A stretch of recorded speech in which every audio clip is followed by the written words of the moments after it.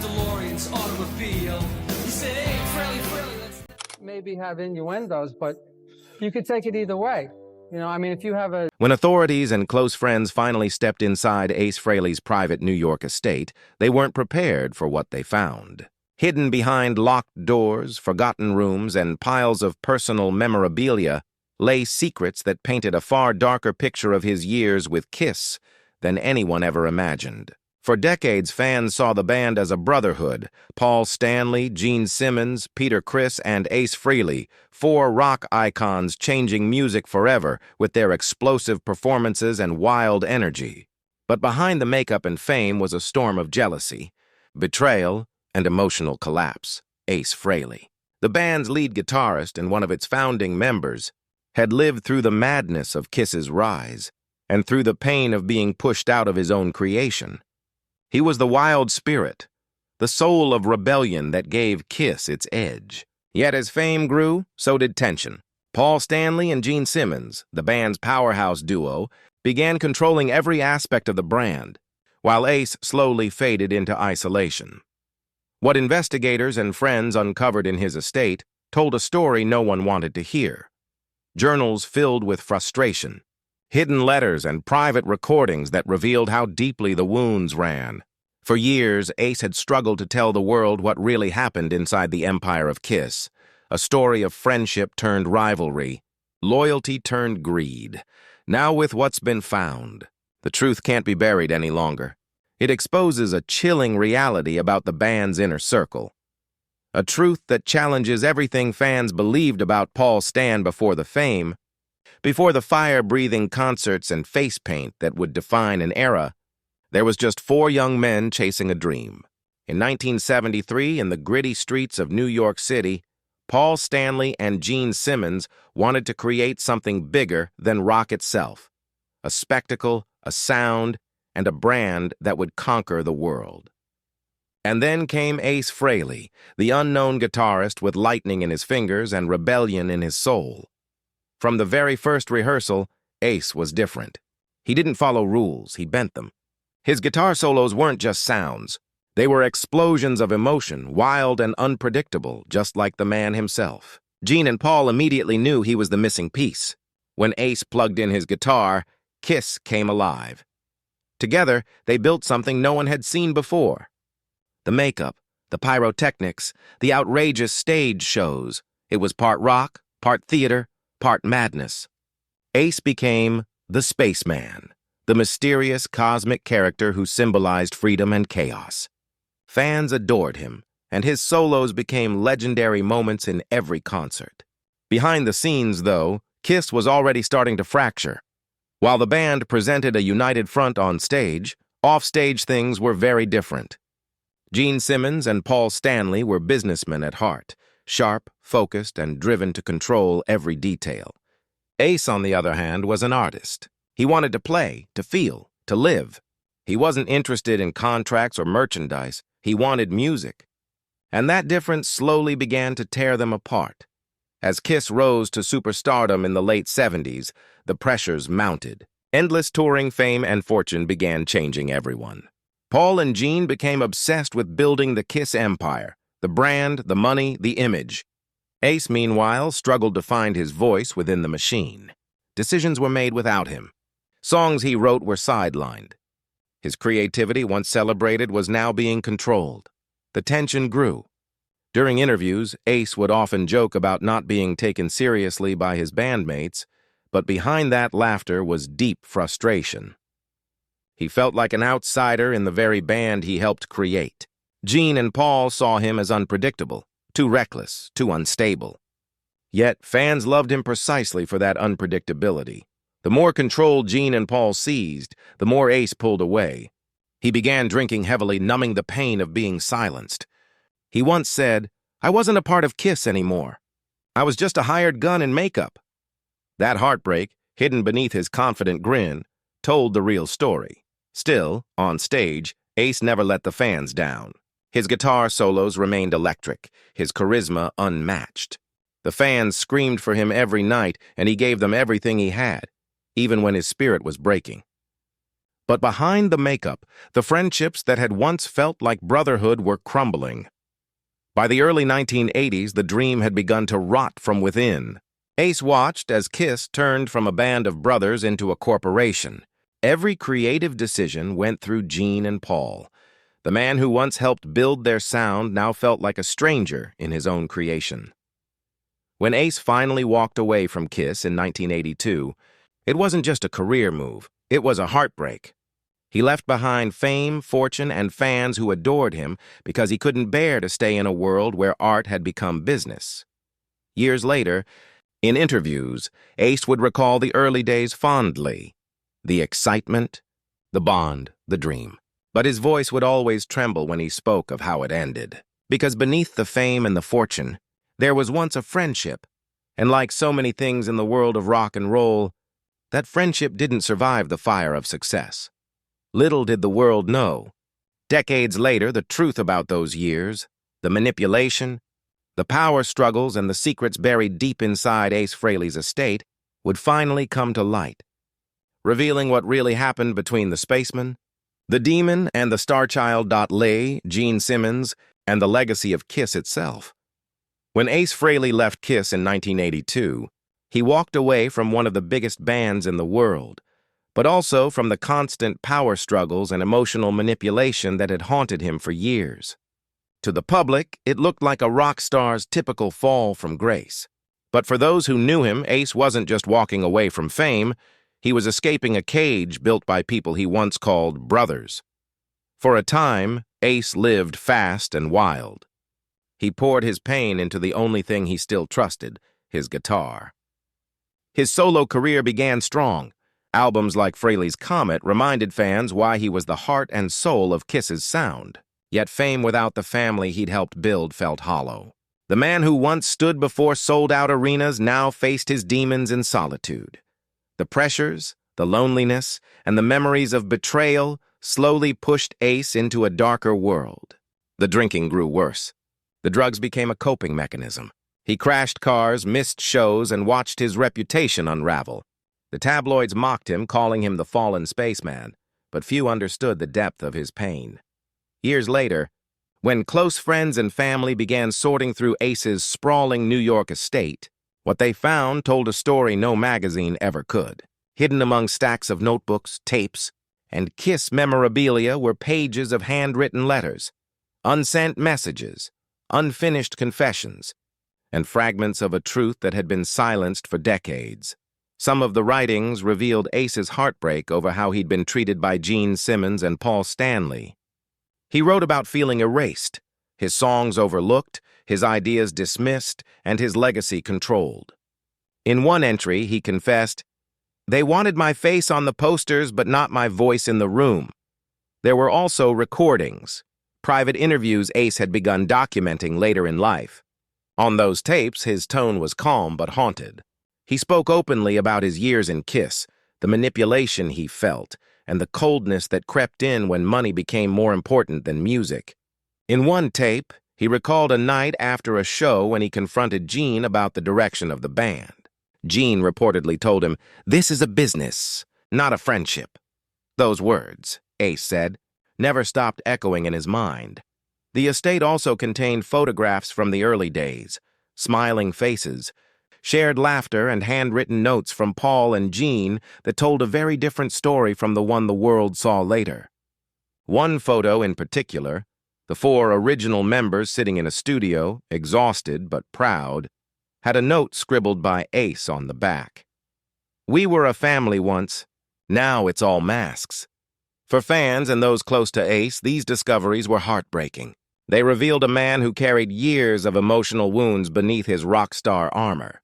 A man who loved the band he helped build but could never escape the shadow of those who tried to own it. In interviews during his later years, Ace hinted at these truths, but always stopped short of full exposure. He'd smile and say, "I've got stories I'll tell one day." Now, through what was found in his home, those stories were finally speaking for him. But perhaps the most chilling discovery was a letter addressed simply to GNP. It was never sent. In it, Ace wrote, "You'll never understand what you took from me. Not the fame, not the money, but the brotherhood. I gave everything, and in the end, you left me with silence." Those words struck like lightning, not because they were angry, but because they were filled with sorrow. The kind of sorrow that comes from a heart broken by those it trusted most.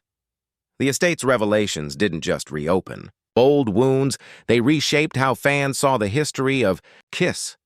It wasn't just a story of rock and roll excess. It was a story of power, control, and a friendship destroyed by fame. And as the contents of Ace's private world came to light, one haunting question remained. If this was what Ace endured, what role did Paul Stanley and Gene Simmons really play behind the masks that made them legends? When whispers of what was found inside Ace Frehley's estate began spreading through the music world, the silence from Paul Stanley and Gene Simmons was deafening. For years, they had shaped the official story of Kiss, the image, the history, the legacy, and Ace's discoveries threatened to unravel all of. When reporters asked Gene Simmons about Ace, his response was sharp, almost rehearsed. "Ace made his choices," he said. "We all wanted him to succeed, but he couldn't handle success." Paul Stanley echoed that sentiment in interviews, suggesting that Ace's downfall was self-inflicted. To outsiders, it sounded like concern, but to those who knew Ace, it sounded like dismissal. In truth, Ace had long warned that Gene and Paul's version of Kiss wasn't the full story. He spoke of creative suffocation, emotional distance, and decisions made behind closed doors. "They made me feel like a guest in my own band," he once told a friend. The documents from his estate confirmed those feelings, detailed accounts of meetings where his ideas were ignored, and moments where profits mattered more than people. Still, despite years of resentment, Ace never spoke with hatred. His writings weren't revenge. They were reflection. He wasn't trying to destroy Kiss. He was trying to reclaim his place in it.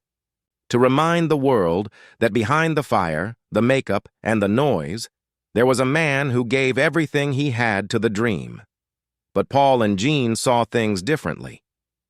To them, Kiss was a machine, a global brand worth millions. And anything that threatened that image was a liability. The idea that private letters and tapes could tarnish their legacy was something they couldn't allow. Rumors soon swirled that lawyers from the Kiss camp quietly reached out to prevent certain items from being released publicly. Some of Ace's recordings reportedly vanished, their whereabouts unknown. Friends who had access to his estate described strange visits, hushed phone calls, and requests to keep things private. It was as if the band's history was being rewritten again, this time from the shadows. But truth has a way of slipping through cracks. Within months, parts of Ace's journals began surfacing online, quotes, scanned pages, fragments of the man's raw emotions. Fans across the world began seeing a different side of the story, not the glamorous myth of Kiss, but the pain of one of its founders. Suddenly, Paul and Gene weren't just rock icons. They were men with secrets. The public began questioning everything. The band's split, the creative credits, even their friendships. Old interviews resurfaced where Gene dismissed Ace's struggles and Paul joked about his reliability. What once sounded like light humor now felt cruel. Fans who had worshipped the unity of Kiss began realizing how fragile it truly was. For the first time, the image that Gene and Paul had spent decades protecting started to crack. They continued touring, releasing statements about honoring Kiss's legacy, but something in the air had changed.